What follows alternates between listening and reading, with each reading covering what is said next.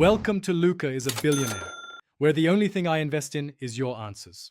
In this video, I will explain how to get the Master Devil's Voyager title.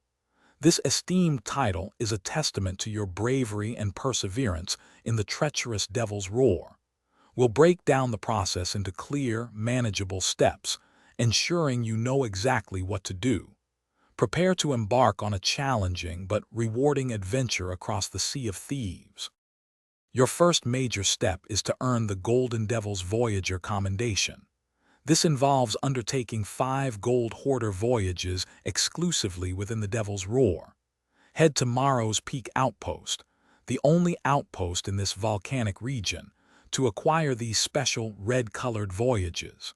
Remember, only voyages purchased here and fully completed will contribute to your progress.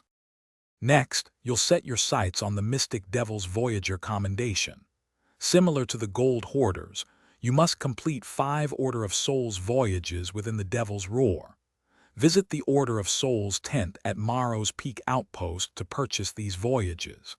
Be mindful that only standard voyages count, so avoid any vault runs if you want to make efficient progress.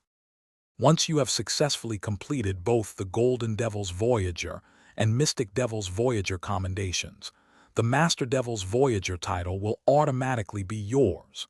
There are no further steps. Simply navigate to your vanity chest and equip your new, hard-earned title. This signifies your mastery over the most dangerous region of the Sea of Thieves, a truly impressive feat.